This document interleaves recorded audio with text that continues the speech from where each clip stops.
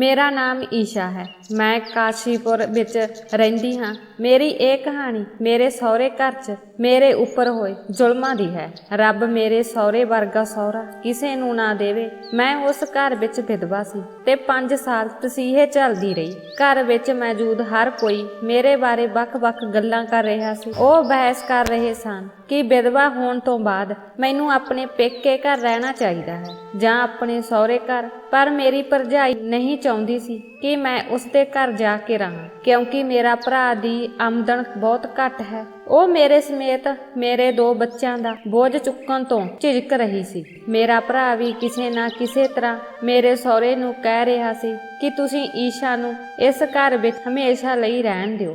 ਆਖਰ ਉਹ ਵੀ ਇਸ ਘਰ ਦੀ ਨੂੰਹ ਹੈ।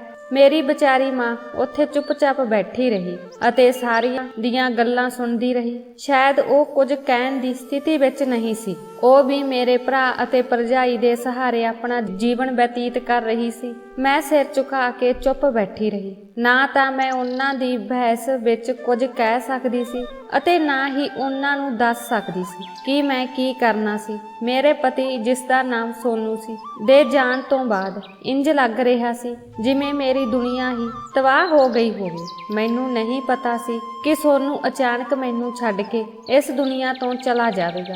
ਮੈਂ ਪੂਰੀ ਤਰ੍ਹਾਂ ਇਕੱਲੀ ਸੀ। ਮੇਰੇ ਨਾਲ ਮੇਰੇ 2 ਬੱਚੇ ਵੀ ਅਨਾਥ ਹੋ ਗਏ ਸਨ। ਸੋਨੂ ਨਾਲ ਵਿਆਹ ਮੇਰੀ ਪਸੰਦ ਨਾਲ ਨਹੀਂ ਹੋਇਆ ਸੀ, ਪਰ ਵਿਆਹ ਤੋਂ ਬਾਅਦ ਅਸੀਂ ਦੋਵੇਂ ਇੱਕ ਦੂਜੇ ਨੂੰ ਬਹੁਤ ਪਿਆਰ ਕਰਨ ਲੱਗ ਪਏ।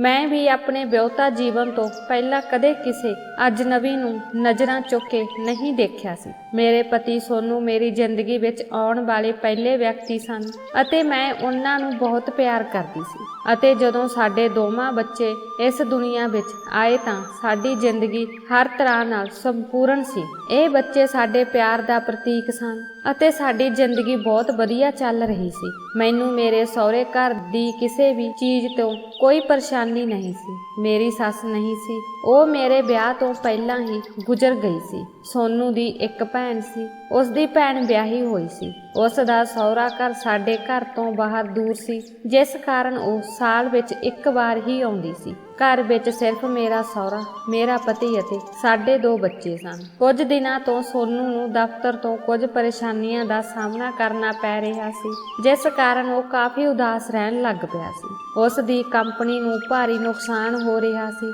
ਜਿਸ ਕਾਰਨ ਕਈ ਕਾਮਿਆਂ ਨੂੰ ਕੰਪਨੀ ਵਿੱਚ ਕੱਢਿਆ ਜਾ ਰਿਹਾ ਸੀ। ਸੋਨੂ ਵੀ ਬਹੁਤ ਚਿੰਤਤ ਸੀ, ਕਿਉਂਕਿ ਜੇਕਰ ਕੰਪਨੀ ਨੇ ਉਸ ਨੂੰ ਉੱਥੋਂ ਕੱਢ ਦਿੱਤਾ ਤਾਂ ਉਹ ਹੋਰ ਨੌਕਰੀ ਕਿਵੇਂ ਲਵੇਗਾ, ਕਿਉਂਕਿ ਅੱਜ ਕੱਲ੍ਹ ਕਿਸੇ ਚੰਗੀ ਕੰਪਨੀ ਵਿੱਚ ਨੌਕਰੀ ਮਿਲਣੀ ਬਹੁਤ ਔਖੀ ਹੈ। ਉਹ ਮਾਨਸਿਕ ਤਣਾਅ ਦਾ ਸ਼ਿਕਾਰ ਹੋ ਗਿਆ ਸੀ। ਮੈਂ ਉਸ ਨੂੰ ਬਹੁਤ ਸਮਝਾਇਆ ਅਤੇ ਦਿਲਾਸਾ ਦਿੱਤਾ, ਚਿੰਤਾ ਨਾ ਕਰੋ, ਸਭ ਕੁਝ ਠੀਕ ਹੋ ਜਾਵੇਗਾ, ਸਭ ਕੁਝ ਰੱਬ ਤੇ ਛੱਡ ਦਿਓ। ਪਰ ਉਹ ਮੈਨੂੰ ਦੱਸਦਾ ਕਿ ਮੈਨੂੰ ਬਹੁਤ ਮਿਹਨਤ ਤੋਂ ਬਾਅਦ ਨੌਕਰੀ ਮਿਲੀ ਹੈ। ਕਈ ਦਿਨ ਮੈਂ ਬੇਰੁਜ਼ਗਾਰ ਵਾਂਗ ਭਟਕਦਾ ਰਿਹਾ। ਮੈਂ ਬਹੁਤ ਮੁਸੀਬਤਾਂ ਝੱਲੀਆਂ। ਮੈਨੂੰ ਨਹੀਂ ਪਤਾ ਸੀ ਕਿ ਉਸਨੇ ਇਹਨਾਂ ਸਮੱਸਿਆ ਨੂੰ ਇੰਨਾ ਦਿਲ ਤੇ ਹਿਲਾ ਲਿਆ ਸੀ। ਉਹ ਮਾਨਸਿਕ ਤੌਰ ਤੇ ਬਿਮਾਰ ਹੋ ਗਿਆ ਸੀ। ਫਿਰ ਇੱਕ ਦਿਨ ਕੰਪਨੀ ਤੋਂ ਬੁਰੀ ਖਬਰ ਆਈ, ਜਿਸ ਨੇ ਮੇਰੀ ਦੁਨੀਆ ਨੂੰ ਸਦਾ ਲਈ ਤਬਾਹ ਕਰ ਦਿੱਤਾ। ਪਰ ਲੱਗਾ ਕਿ ਸੋਨੂ ਨੂੰ ਵੀ ਨੌਕਰੀ ਤੋਂ ਕੱਢ ਦਿੱਤਾ ਗਿਆ ਹੈ। ਉਸ ਦੇ ਸਾਥੀਆਂ ਨੇ ਦੱਸਿਆ ਕਿ ਸੋਨੂ ਦੇ ਸੱਜੇ ਪਾਸੇ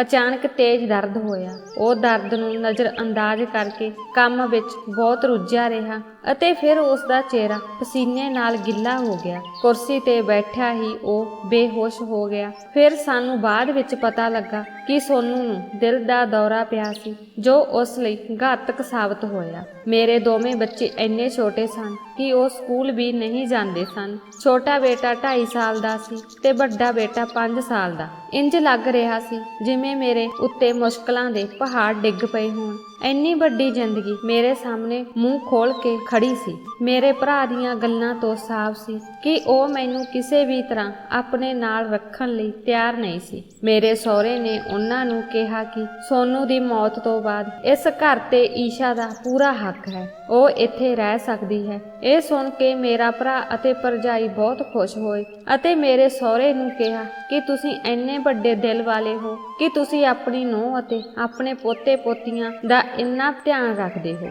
ਮੇਰਾ ਸਹੁਰਾ ਪਹਿਲਾਂ ਫੌਜ ਵਿੱਚ ਕੰਮ ਕਰਦੇ ਸਨ। ਆਪਣੀ ਰਿਟਾਇਰਮੈਂਟ ਤੋਂ ਬਾਅਦ ਉਹ ਆਜ਼ਾਦੀ ਦਾ ਜੀਵਨ ਬਤੀਤ ਕਰ ਰਹੇ ਸਨ। ਵੈਸੇ ਵੀ ਉਹਨਾਂ ਦੀ ਪੈਨਸ਼ਨ ਤੋਂ ਮਿਲੀ ਰਕਮ ਇੰਨੀ ਸੀ ਕਿ ਉਹ ਆਪਣੇ ਨਾਲ 3 ਜਣਿਆਂ ਨੂੰ ਪਾਲ ਸਕਦੇ ਸਨ, ਪਰ ਉਹ ਬਹੁਤ ਕੰਜੂਸ ਸੀ ਅਤੇ ਉਸਨੇ ਆਪਣੀ ਸਾਰੀ ਪੈਨਸ਼ਨ ਬੈਂਕ ਵਿੱਚ ਜਮ੍ਹਾਂ ਕਰਵਾ ਦਿੱਤੀ ਅਤੇ ਸਾਨੂੰ 1 ਪੈਸਾ ਵੀ ਨਹੀਂ ਦਿੱਤਾ। ਹਾਲਾਂਕਿ ਸੋਨੂੰ ਕਈ ਵਾਰ ਆਪਣੀਆਂ ਬਿਮਾਰੀਆਂ ਕਾਰਨ ਪਰੇਸ਼ਾਨ ਰਹਿੰਦਾ ਸੀ, ਪਰ ਫਿਰ ਵੀ ਉਸ ਦੇ ਪਿਤਾ ਨੂੰ ਆਪਣੇ ਬੇਟੇ ਤੇ ਤਰਸ ਨਹੀਂ ਆਇਆ, ਸਗੋਂ ਉਸ ਨੂੰ ਸਿੱਧਾ ਕਿਹਾ ਕਿ ਤੁਹਾਡੀ ਪਤਨੀ ਅਤੇ ਬੱਚਿਆਂ ਦੇ ਖਰਚੇ ਪੂਰੇ ਕਰਨ ਦੀ ਜ਼ਿੰਮੇਵਾਰੀ ਤੁਹਾਡੀ ਹੈ, ਮੇਰੀ ਨਹੀਂ। ਇਸ ਲਈ ਆਪਣੇ ਖਰਚੇ ਆਪ ਹੀ ਦੇਖੋ। ਉਸ ਦੀਆਂ ਗੱਲਾਂ ਸੁਣ ਕੇ ਮੈਨੂੰ ਬਹੁਤ ਗੁੱਸਾ ਆਉਂਦਾ ਸੀ, ਕਿਉਂਕਿ ਉਹ ਸਾਡੇ ਨਾਲ ਰਹਿੰਦਾ ਸੀ ਅਤੇ ਉਸ ਦਾ ਸਾਰਾ ਕੰਮ ਵੀ ਅਸੀਂ ਹੀ ਕਰਦੇ ਸੀ। ਸੋਨੂੰ ਅਤੇ ਮੈਂ ਆਪਣੇ 2 ਬੱਚਿਆਂ ਨਾਲ ਉੱਪਰਲੀ ਮੰਜ਼ਿਲ ਤੇ ਰਹਿੰਦੀ ਸੀ। ਮੇਰਾ ਸਹੁਰਾ ਹੇਠਾਂ ਆਪਣੇ ਕਮਰੇ ਵਿੱਚ ਰਹਿੰਦਾ ਸੀ।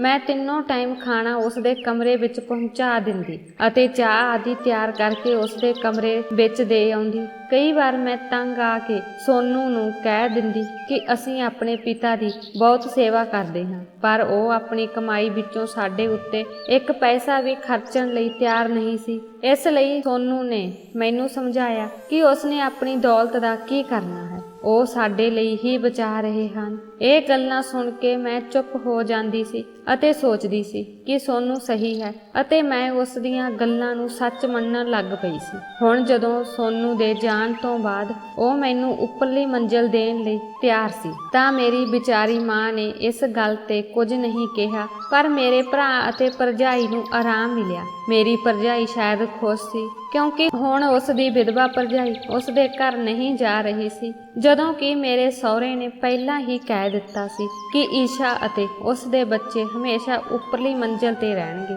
ਇਹ ਸੁਣ ਕੇ ਉਹ ਪੂਰੀ ਤਰ੍ਹਾਂ ਸ਼ਾਂਤ ਹੋ ਗਈ। ਮੈਂ ਇਹ ਵੀ ਸੋਚ ਰਹੀ ਸੀ ਕਿ ਸਹੁਰੇ ਨਾਲ ਮੇਰਾ ਰਿਸ਼ਤਾ ਹੁਣ ਪਹਿਲਾਂ ਵਰਗਾ ਨਹੀਂ ਰਿਹਾ। ਸੋਨੂੰ ਦੇ ਜਾਂਦੇ ਹੀ ਮੇਰੇ ਲਈ ਉਹ ਰਿਸ਼ਤਾ ਵੀ ਖਤਮ ਹੋ ਗਿਆ, ਪਰ ਹਾਂ, ਉਹ ਰਿਸ਼ਤੇਦਾਰੀ ਕਰਕੇ ਮੇਰੇ ਬੱਚਿਆਂ ਦਾ ਦਾਦਾ ਵੀ ਸੀ। ਮੈਂ ਆਪਣੀ ਮਾਂ ਦੀ ਬੇਵਸੀ ਨੂੰ ਸਮਝ ਸਕਦੀ ਸੀ ਅਤੇ ਮੈਂ ਉਸ ਦੇ ਕੁਝ ਨਾ ਬੋਲਣ ਦਾ ਕਾਰਨ ਵੀ ਸਮਝ ਗਈ। ਉਹ ਮੇਰੇ ਭਰਾ ਦੇ ਸਾਹਮਣੇ ਕੁਝ ਨਹੀਂ ਕਹਿ ਸਕਦੀ ਸੀ। ਮੇਰੇ ਪਤੀ ਦੀ ਮੌਤ ਨੂੰ ਕੁਝ ਦਿਨ ਹੀ ਹੋਏ ਸਨ, ਇਸ ਲਈ ਮੈਂ ਨਾ ਤਾਂ ਬਾਹਰ ਜਾ ਸਕਦੀ ਸੀ ਅਤੇ ਨਾ ਹੀ ਕਿਸੇ ਅਜਨਬੀ ਦੇ ਸਾਹਮਣੇ ਆ ਸਕਦੀ ਸੀ। ਇਸੇ ਲਈ ਮੈਂ ਚੁੱਪਚਾਪ ਆਪਣੀ ਜ਼ਿੰਦਗੀ ਦਾ ਫੈਸਲਾ ਹੁੰਦੇ ਦੇਖ ਰਹੀ ਸੀ। ਜਦੋਂ ਸੋਨੂੰ ਦੀ ਮੌਤ ਹੋ ਗਈ ਤਾਂ ਮੇਰੀ ਨਣਦ ਨਹੀਂ ਆ ਸਕੀ। ਉਹ ਬੱਚੇ ਨੂੰ ਜਨਮ ਦੇਣ ਵਾਲੀ ਸੀ ਅਤੇ ਡਿਲੀਵਰੀ ਲਈ ਸਿਰਫ 2 ਦਿਨ ਬਾਕੀ ਸਨ, ਪਰ ਇਸ ਵਿਚਾਰੀ ਸਦਮੇ ਕਾਰਨ ਬਹੁਤ ਬੁਰੀ ਹਾਲਤ ਵਿੱਚ ਸੀ। ਜਿਉਂ ਹੀ ਉਸ ਨੂੰ ਆਪਣੇ ਭਰਾ ਦੀ ਖਬਰ ਮਿਲੀ, ਉਹ ਬਹੁਤ ਬੇਚੈਨ ਹੋ ਗਈ ਅਤੇ ਆਪਣੇ ਭਰਾ ਦੀ ਮੌਤ ਤੋਂ ਬਾਅਦ ਵੀ ਆਖਰੀ ਵਾਰ ਉਸ ਨੂੰ ਮਿਲਣ ਨਹੀਂ ਆ ਸਕੀ।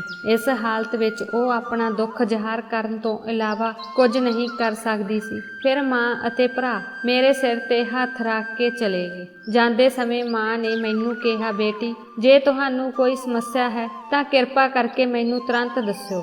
ਮਾਂ ਦੀ ਗੱਲ ਸੁਣ ਕੇ ਮੈਂ ਸੋਚ ਰਹੀ ਸੀ ਕਿ ਜ਼ਿੰਦਗੀ ਵਿੱਚ ਮੁਸ਼ਕਲਾਂ ਤੋਂ ਇਲਾਵਾ ਹੋਰ ਕੀ ਬਚਿਆ ਹੈ, ਪਰ ਉਸ ਦੇ ਹੌਸਲੇ ਭਰੇ ਬੋਲ ਮੇਰੇ ਦਿਲ ਨੂੰ ਸ਼ਾਂਤੀ ਦੇ ਰਹੇ ਸਨ। ਉਹਨਾਂ ਦੇ ਚਲੇ ਜਾਣ ਤੋਂ ਬਾਅਦ ਮੈਂ ਇਸ ਬਾਰੇ ਚਿੰਤਤ ਸੀ। ਇੰਨੇ ਵੱਡੇ ਘਰ ਵਿੱਚ ਮੈਂ ਇਕੱਲੀ ਕਿਵੇਂ ਰਹਾਂਗੀ? ਮੇਰਾ ਸਹੁਰਾ ਸਾਰਾ ਦਿਨ ਆਪਣੇ ਕਮਰੇ ਵਿੱਚ ਥੱਲੇ ਰਹਿੰਦਾ, ਉਹ ਕਦੇ ਵੀ ਉੱਪਰ ਨਹੀਂ ਆਉਂਦਾ ਸੀ। ਸਗੋਂ ਮੈਂ ਖਾਣਾ ਅਤੇ ਚਾਹ ਪਰੋਸਣ ਲਈ ਹੇਠਾਂ ਜਾਂਦੀ ਸੀ ਅਤੇ ਬੱਚੇ ਵੀ ਖੇਡਣ ਲਈ ਹੇਠਾਂ ਜਾਂਦੇ ਸਨ, ਪਰ ਮੇਰੇ ਸਹੁਰੇ ਨੂੰ ਬੱਚਿਆਂ ਵਿੱਚ ਕੋਈ ਖਾਸ ਦਿਲਚਸਪੀ ਨਹੀਂ ਸੀ। ਇਸੇ ਲਈ ਕੁਝ ਸਮੇਂ ਬਾਅਦ ਉਹ ਬੱਚਿਆਂ ਨੂੰ ਆਪਣੀ ਮਾਂ ਕੋਲ ਜਾ ਕੇ ਉੱਪਰ ਖੇਡਣ ਲਈ ਕਹਿੰਦਾ। ਹੋਰਨਾਂ ਲੋਕਾਂ ਵਾਂਗ ਉਸ ਨੂੰ ਬੱਚਿਆਂ ਨਾਲ ਬਹੁਤਾ ਪਿਆਰ ਨਹੀਂ ਸੀ। ਸੋਨੂੰ ਮੈਨੂੰ ਦੱਸਦਾ ਸੀ ਕਿ ਸ਼ਾਇਦ ਉਸ ਨੇ ਆਪਣੀ ਫੌਜ ਵਿੱਚ ਜ਼ਿੰਦਗੀ ਬਿਤਾਈ ਹੈ ਅਤੇ ਇਸੇ ਲਈ ਉਹ ਬੱਚਿਆਂ ਨਾਲ ਅਜਿਹਾ ਵਿਵਹਾਰ ਕਰਦਾ ਹੈ। ਕੋਈ ਗੱਲ ਨਹੀਂ, ਉਹ ਆਪਣੀ ਜ਼ਿੰਦਗੀ ਦੇ ਮਾਲਕ ਹਨ, ਜਿਵੇਂ ਉਹ ਚਾਹੁਣ ਉਵੇਂ ਰਹਿਣ। ਹੁਣ ਮੈਂ ਆਪਣੀਆਂ ਛੋਟੀਆਂ-ਛੋਟੀਆਂ ਲੋੜਾਂ ਪੂਰੀਆਂ ਕਰਨ ਲਈ ਆਪਣੇ ਸਹੁਰੇ ਤੇ ਨਿਰਭਰ ਸੀ। ਜੇ ਮੇਰੇ ਕੋਲ ਸਬਜ਼ੀ, ਦੁੱਧ ਜਾਂ ਖਾਣਾ ਪਕਾਉਣ ਲਈ ਕੁਝ ਮੰਗਵਾਉਣ ਵਰਗਾ ਕੋਈ ਕੰਮ ਹੁੰਦਾ ਤਾਂ ਮੈਨੂੰ ਉਸ ਨੂੰ ਹੀ ਪੁੱਛਣਾ ਪੈਂਦਾ ਸੀ। ਮੈਂ ਸੋਚਣ ਲੱਗੀ ਕਿ ਹੁਣ ਮੈਨੂੰ ਸਹੁਰੇ ਨਾਲ ਹੀ ਜ਼ਿੰਦਗੀ ਬਤੀਤ ਕਰਨੀ ਪਵੇਗੀ। ਸੋਨੂ ਦੀ ਮੌਤ ਤੋਂ ਬਾਅਦ ਹੁਣ ਇਹ ਸਾਰੀ ਜ਼ਿੰਮੇਵਾਰੀ ਮੈਨੂੰ ਇਕੱਲੇ ਹੀ ਚੁੱਕਣੀ ਪਵੇਗੀ। ਫਿਰ ਮੈਂ ਉੱਠ ਕੇ ਰਸੋਈ ਵਿੱਚ ਜਾ ਕੇ ਖਾਣਾ ਬਣਾਉਣ ਲੱਗੀ। ਮੈਂ ਸੋਚਣ ਲੱਗੀ ਕਿ ਬੱਚਿਆਂ ਦੇ ਜਾਗਣ ਤੋਂ ਪਹਿਲਾਂ ਹੀ ਖਾਣਾ ਬਣਾ ਕੇ ਤਿਆਰ ਕਰ ਲਵਾਂਗੀ। ਮੈਂ ਝੱਟ ਸਾਰਾ ਖਾਣਾ ਤਿਆਰ ਕਰਕੇ ਇੱਕ ਪਾਸੇ ਰੱਖ ਲਿਆ। ਜਿਵੇਂ ਹੀ ਮੈਂ ਖਾਣਾ ਤਿਆਰ ਕੀਤਾ, ਮੈਂ ਇਸ ਨੂੰ ਆਪਣੇ ਸਹੁਰੇ ਕੋਲ ਲੈ ਜਾਣਾ ਸੀ। ਪਹਿਲਾਂ ਗੱਲ ਵੱਖਰੀ ਸੀ, ਹੁਣ ਮੈਨੂੰ ਹੇਠਾਂ ਜਾਣਾ ਅਜੀਬ ਲੱਗ ਰਿਹਾ ਸੀ। ਪਰ ਫਿਰ ਦਿਲ ਵਿੱਚ ਖਿਆਲ ਆਇਆ ਕਿ ਪੈਸੇ ਲਈ ਵੀ ਸਹੁਰੇ ਅੱਗੇ ਜਾਣਾ ਪਵੇਗਾ। ਜੇਕਰ ਹੱਥ ਫੈਲਾਉਣੇ ਹਨ ਤਾਂ ਇਹਨਾਂ ਨੂੰ ਖਾਣ ਦੇਣ ਜਾਂ ਉਹਨਾਂ ਦਾ ਕੋਈ ਕੰਮ ਕਰਨ ਤੋਂ ਕਿਉਂ ਝਿਜਕਣਾ। ਇਹ ਸੋਚ ਕੇ ਮੈਂ ਸਾਰਾ ਖਾਣਾ ਟਰੇ ਵਿੱਚ ਰੱਖ ਲਿਆ ਅਤੇ ਸਹੁਰੇ ਨੂੰ ਦੇਣ ਲਈ ਹੇਠਾਂ ਆ ਗਈ। ਮੈਂ ਉਸਦੇ ਕਮਰੇ ਵਿੱਚ ਉਸਦੇ ਮੇਜ਼ 'ਤੇ ਖਾਣਾ ਰੱਖਿਆ। ਕਮਰੇ ਦੇ ਬਾਥਰੂਮ ਵਿੱਚੋਂ ਪਾਣੀ ਡਿੱਗਣ ਦੀ ਆਵਾਜ਼ ਆ ਰਹੀ ਸੀ। ਮੈਂ ਸੋਚਿਆ ਸ਼ਾਇਦ ਉਹ ਨਹਾ ਰਹੇ ਸੀ। ਮੈਂ ਸੋਚਿਆ ਕਿ ਜਦੋਂ ਤੱਕ ਉਹ ਨਹਾ ਕੇ ਵਾਪਸ ਆਉਣਗੇ ਤਾਂ ਖਾਣਾ ਠੰਡਾ ਹੋ ਜਾਵੇਗਾ। ਇਹ ਸੋਚ ਕੇ ਮੈਂ ਖਾਣਾ ਚੁੱਕਿਆ ਅਤੇ ਪਿੱਛੇ ਮੁੜਨ ਲੱਗੀ। ਉਦੋਂ ਹੀ ਅਚਾਨਕ ਬਾਥਰੂਮ ਦਾ ਦਰਵਾਜ਼ਾ ਖੁੱਲਿਆ। ਸ਼ਾਇਦ ਮੇਰਾ ਸਹੁਰਾ ਨਹਾ ਕੇ ਬਾਹਰ ਆ ਗਿਆ ਸੀ। ਮੇਰੇ ਹੱਥਾਂ ਵਿੱਚ ਖਾਣੇ ਦੀ ਟਰੇ ਸੀ। ਉਸ ਨੇ ਸਿਰਫ ਪਜਾਮਾ ਪਾਇਆ ਹੋਇਆ ਸੀ ਅਤੇ ਉਸ ਦੇ ਸਰੀਰ ਤੇ ਹੋਰ ਕੋਈ ਕੱਪੜਾ ਨਹੀਂ ਸੀ। ਮੈਂ ਅੱਖਾਂ ਨੀਵੀਆਂ ਕੀਤੀਆਂ, ਫਿਰ ਉਸ ਨੂੰ ਦੱਸਿਆ ਕਿ ਮੈਂ ਉਸ ਲਈ ਖਾਣਾ ਲਿਆਈ ਸੀ। ਉਸ ਨੇ ਮੈਨੂੰ ਖਾਣਾ ਰੱਖਣ ਲਈ ਕਿਹਾ। ਮੈਂ ਭੋਜਨ ਉਸ ਦੇ ਮੇਜ਼ 'ਤੇ ਰੱਖ ਦਿੱਤਾ।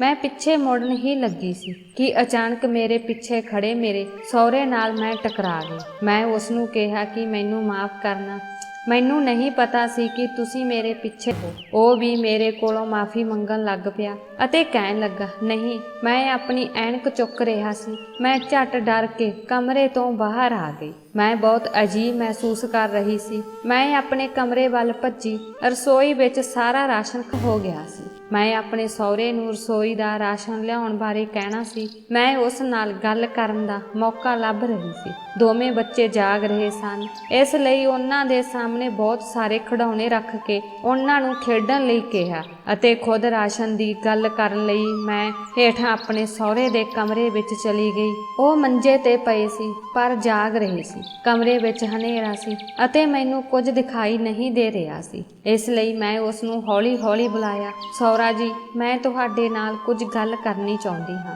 ਮੇਰੀ ਆਵਾਜ਼ ਸੁਣ ਕੇ ਉਹ ਝੱਟ ਉੱਠ ਕੇ ਬੈਠ ਗਿਆ। ਫਿਰ ਉਸਨੇ ਇਸ਼ਾਰੇ ਨਾਲ ਮੈਨੂੰ ਆਪਣੇ ਨੇੜੇ ਬੁਲਾਇਆ। ਇੱਥੇ ਮੇਰੇ ਕੋਲ ਆ ਕੇ ਆਰਾਮ ਨਾਲ ਬੈਠ ਕੇ ਕਰੋ ਜੋ ਵੀ ਗੱਲ ਕਰਨੀ ਹੈ। ਮੈਨੂੰ ਉਸਦਾ ਇਹ ਕਹਿਣਾ ਥੋੜਾ ਅਜੀਬ ਲੱਗਿਆ, ਪਰ ਰਾਸ਼ਨ ਦੀ ਗੱਲ ਕਰਨੀ ਵੀ ਜ਼ਰੂਰੀ ਸੀ। ਇਸ ਲਈ ਮੈਂ ਚੁੱਪਚਾਪ ਉਸ ਦੇ ਸਾਹਮਣੇ ਦੂਜੇ ਪਾਸੇ ਜਾ ਕੇ ਬੈਠ ਗਈ। ਕਮਰੇ ਦਾ ਮਾਹੌਲ ਅਜੀਬ ਅਤੇ ਡਰਾਉਣਾ ਹੁੰਦਾ ਜਾ ਰਿਹਾ ਸੀ ਕਿਉਂਕਿ ਅਸੀਂ ਦੋਵੇਂ ਕਮਰੇ ਵਿੱਚ ਇਕੱਲੇ ਸੀ। ਮੈਨੂੰ ਡਰ ਲੱਗ ਰਿਹਾ ਸੀ। ਫਿਰ ਮੈਂ ਝੱਟ ਉਸ ਨੂੰ ਕਿਹਾ ਕਿ ਸਹੁਰਾ ਜੀ, ਰਸੋਈ ਦਾ ਰਾਸ਼ਨ ਖਤਮ ਹੋ ਗਿਆ ਹੈ। ਤੁਹਾਡੀ ਮਿਹਰਬਾਨੀ ਹੋਵੇਗੀ ਜੇ ਰਸੋਈ ਦਾ ਰਾਸ਼ਨ ਲਿਆ ਦਿੰਦੇ। ਤਾਂ ਮੇਰੀ ਗੱਲ ਸੁਣ ਕੇ ਉਹ ਕਹਿਣ ਲੱਗੇ, ਕਿਉਂ ਨਹੀਂ, ਮੈਂ ਤੇਰੀ ਜ਼ਿੰਮੇਵਾਰੀ ਚੁੱਕੀ ਹੈ। ਹੁਣ ਜੇ ਤੁਹਾਨੂੰ ਕਿਸੇ ਵੀ ਚੀਜ਼ ਨਾਲ ਕੋਈ ਸਮੱਸਿਆ ਹੈ ਤਾਂ ਤੁਸੀਂ ਬਿਨਾਂ ਕਿਸੇ ਝਿਜਕ ਦੇ ਮੈਨੂੰ ਦੱਸ ਸਕਦੇ ਹੋ। ਤੁਹਾਨੂੰ ਚਿੰਤਾ ਕਰਨ ਦੀ ਕੋਈ ਲੋੜ ਨਹੀਂ ਹੈ। ਉਸ ਦੀਆਂ ਨਜ਼ਰਾਂ ਮੇਰੇ ਤੇ ਟਿਕੀਆਂ ਹੋਈਆਂ ਸਨ। ਮੈਂ ਅੱਖਾਂ ਨੀਵੀਆਂ ਕਰਕੇ ਬੈਠੀ ਸੀ।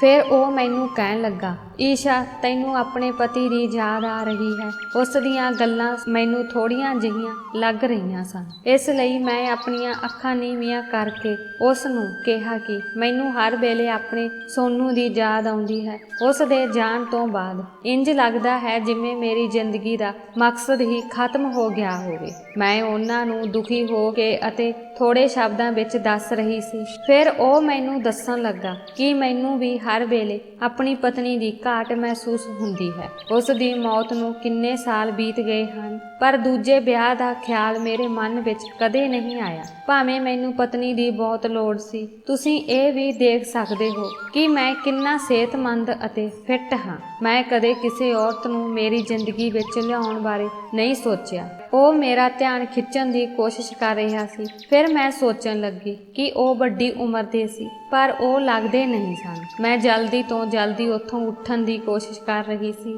ਤਾਂ ਅਚਾਨਕ ਉਸਨੇ ਮੇਰੇ ਹੱਥ ਤੇ ਹੱਥ ਰੱਖ ਕੇ ਮੈਨੂੰ ਕਿਹਾ ਕਿ ਤੁਸੀਂ ਕਿਸੇ ਗੱਲ ਦੀ ਚਿੰਤਾ ਨਾ ਕਰੋ, ਜੋ ਵੀ ਤੁਹਾਡੀ ਇੱਛਾ ਜਾਂ ਜ਼ਰੂਰਤ ਹੈ ਤੁਸੀਂ ਆ ਕੇ ਮੈਨੂੰ ਦੱਸ ਸਕਦੇ ਹੋ, ਅਤੇ ਬਿਲਕੁਲ ਵੀ ਚਿੰਤਾ ਨਾ ਕਰੋ, ਮੈਂ ਤੁਹਾਡੀ ਹਰ ਤਰ੍ਹਾਂ ਨਾਲ ਮਦਦ ਕਰਾਂਗਾ। ਉਸ ਦਾ ਹੱਥ ਮੇਰੇ ਹੱਥ ਤੇ ਸੀ ਅਤੇ ਮੈਂ ਬਹੁਤ ਅਜੀਬ ਮਹਿਸੂਸ ਕਰ ਰਹੀ ਸੀ। ਮੈਂ ਹੌਲੀ ਹੌਲੀ ਆਪਣਾ ਹੱਥ ਪਿੱਛੇ ਖਿੱਚ ਲਿਆ ਅਤੇ ਜਲਦੀ ਨਾਲ ਆਪਣੀ ਥਾਂ ਤੇ ਖੜੀ ਹੋ ਗਈ ਤੇ ਕਿਹਾ, ਸਹੁਰਾ ਜੀ ਰਾਸ਼ਨ ਜ਼ਰੂਰ ਲਿਆ ਦੇਣਾ। ਇਹ ਕਹਿ ਕੇ ਮੈਂ ਝਟ ਪੌੜੀਆਂ ਚੜ੍ਹ ਕੇ ਉੱਪਰ ਆ ਗਈ। ਮੈਂ ਅਜੇ ਵੀ ਉਸਦੇ ਹੱਥਾਂ ਨੂੰ ਆਪਣੇ ਹੱਥ ਉੱਤੇ ਮਹਿਸੂਸ ਕਰ ਰਹੀ ਸੀ ਅਤੇ ਮੈਨੂੰ ਬਿਲਕੁਲ ਵੀ ਚੰਗਾ ਨਹੀਂ ਲੱਗ ਰਿਹਾ ਸੀ। ਫਿਰ ਪਤਾ ਨਹੀਂ ਕਿਉਂ ਮੈਂ ਵਾਸ਼ ਬੇਸ਼ਨ ਵਿੱਚ ਸਾਬਣ ਨਾਲ ਹੱਥ ਧੋਣ ਲੱਗੀ। ਸੋਨੂ ਦੀ ਮੌਤ ਤੋਂ ਬਾਅਦ ਮੇਰੀ ਜ਼ਿੰਦਗੀ ਵਿੱਚ ਕੋਈ ਇੱਛਾ ਨਹੀਂ ਬਚੀ ਸੀ ਅਤੇ ਮੈਂ ਆਪਣੀ ਪੂਰੀ ਜ਼ਿੰਦਗੀ ਉਸ ਦੇ ਨਾਂ ਤੇ ਬਿਤਾਉਣਾ ਚਾਹੁੰਦੀ ਸੀ। ਅਗਲੇ ਦਿਨ ਮੇਰੇ ਸਹੁਰੇ ਨੇ ਬਹੁਤ ਸਾਰਾ ਰਾਸ਼ਨ ਲਿਆ ਕੇ ਰਸੋਈ ਭਰ ਦਿੱਤੀ। ਬੇਸ਼ੱਕ ਉਸ ਕੋਲ ਪੈਸੇ ਦੀ ਕੋਈ ਕਮੀ ਨਹੀਂ ਸੀ। ਇੰਨੇ ਸਾਲਾਂ ਤੋਂ ਪੈਨਸ਼ਨ ਦੇ ਨਾਂ ਤੇ ਜੋ ਰਕਮ ਆ ਰਹੀ ਸੀ ਉਹ ਉਸ ਦੇ ਖਾਤੇ ਵਿੱਚ ਸੀ। ਉਹ ਬੱਚਿਆਂ ਲਈ ਬਹੁਤ ਸਾਰੀਆਂ ਚੀਜ਼ਾਂ ਜਿਵੇਂ ਖਿਡੌਣੇ ਅਤੇ ਖਾਣ ਪੀਣ ਦੀਆਂ ਚੀਜ਼ਾਂ ਵੀ ਲੈ ਕੇ ਆਇਆ, ਜਿਸ ਨੂੰ ਦੇਖ ਕੇ ਬੱਚੇ ਬਹੁਤ ਖੁਸ਼ ਹੋਏ। ਮੈਂ ਸੋਚਣ ਲੱਗੀ ਕਿ ਸੋਨੂ ਦੇ ਜਿਉਂਦੇ ਜੀ ਉਸ ਨੇ ਮੇਰੇ ਬੱਚਿਆਂ ਦੇ ਕਦੇ ਵੀ ਅਜਿਹਾ ਉਪਕਾਰ ਨਹੀਂ ਕੀਤਾ ਸੀ। ਸ਼ਾਇਦ ਉਹ ਇਹ ਸੋਚ ਕੇ ਕਰ ਰਹੇ ਹਨ ਕਿ ਹੁਣ ਇਹ ਬੱਚੇ ਯਤੀਮ ਹੋ ਗਏ ਹਨ।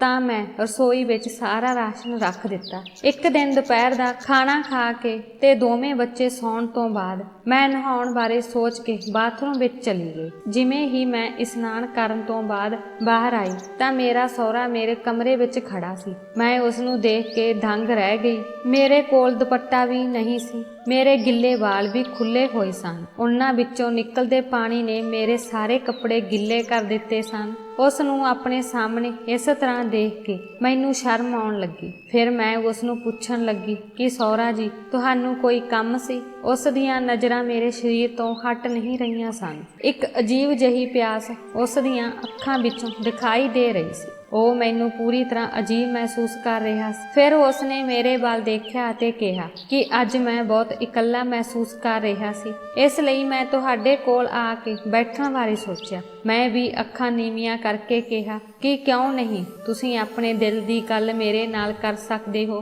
ਫਿਰ ਮੈਂ ਕਹਿਣ ਲੱਗੀ ਕਿ ਅਸੀਂ ਇੱਥੇ ਬੈਠ ਕੇ ਗੱਲ ਕਰ ਸਕਦੇ ਹਾਂ। ਉਹਨਾਂ ਨੇ ਕਿਹਾ ਕਿ ਨਹੀਂ, ਇੱਥੇ ਬੈਠ ਕੇ ਗੱਲ ਕਰਨਾ ਠੀਕ ਨਹੀਂ ਹੋਵੇਗਾ। ਜੇਕਰ ਇੱਥੇ ਬੈਠ ਕੇ ਗੱਲਾਂ ਕਰਾਂਗੇ ਤਾਂ ਬੱਚੇ ਨੀਂਦ ਤੋਂ ਜਾਗ ਜਾਣਗੇ। ਚਲੋ ਦੂਜੇ ਕਮਰੇ ਵਿੱਚ ਚੱਲੀਏ। ਮੈਂ ਉਸ ਦਾ ਕਹਿਣਾ ਮੰਨਣ ਲਈ ਮਜਬੂਰ ਸੀ, ਕਿਉਂਕਿ ਉਸ ਨੇ ਮੇਰਾ ਅਤੇ ਮੇਰੇ ਬੱਚਿਆਂ ਦਾ ਸਾਰਾ ਖਰਚਾ ਚੁੱਕਣਾ ਸੀ। ਇਸ ਲਈ ਮੈਂ ਦੁਪੱਟੇ ਨੂੰ ਠੀਕ ਤਰ੍ਹਾਂ ਲੈ ਕੇ ਉਸ ਦੀ ਗੱਲ ਮੰਨ ਕੇ ਦੂਜੇ ਕਮਰੇ ਵਿੱਚ ਚਲੀ ਗਈ। ਦੂਜੇ ਕਮਰੇ ਵਿੱਚ ਸਿਰਫ ਇੱਕ ਹੀ ਬੈੱਡ ਲੱਗਿਆ ਹੋਇਆ ਸੀ। ਜਿਵੇਂ ਹੀ ਮੈਂ ਮੰਜੇ ਤੇ ਬੈਠੀ ਉਹ ਮੇਰੇ ਕੋਲ ਆ ਕੇ ਬੈਠ ਗਿਆ। ਫਿਰ ਉਸਨੇ ਮੈਨੂੰ ਦੱਸਿਆ ਕਿ ਅੱਜ ਮੈਨੂੰ ਆਪਣੀ ਪਤਨੀ ਦੀ ਬਹੁਤ ਯਾਦ ਆ ਰਹੀ ਹੈ। ਜਦੋਂ ਉਹ ਜਿਉਂਦੀ ਸੀ ਤਾਂ ਉਸਨੇ ਮੈਨੂੰ ਕਦੇ ਕਿਸੇ ਚੀਜ਼ ਦੀ ਕਮੀ ਮਹਿਸੂਸ ਨਹੀਂ ਹੋਣ ਦਿੱਤੀ। ਮੈਂ ਚਾਹੁੰਦਾ ਹਾਂ ਕਿ ਤੁਸੀਂ ਉਹਨਾਂ ਦੀ ਕਮੀ ਨੂੰ ਪੂਰਾ ਕਰੋ। ਫਿਰ ਉਸਨੇ ਮੇਰਾ ਹੱਥ ਫੜ ਲਿਆ ਅਤੇ ਉਸਨੇ ਮੈਨੂੰ ਕਿਹਾ, ਵੇਖੋ ਇਸ ਸ਼ਹਿਰ ਵਿੱਚ ਮੇਰਾ ਬਹੁਤ ਆਦਰ ਅਤੇ ਸਥਾਨ ਹੈ। ਹਰ ਕੋਈ ਮੈਨੂੰ ਇੱਜ਼ਤ ਨਾਲ ਦੇਖਦਾ ਹੈ।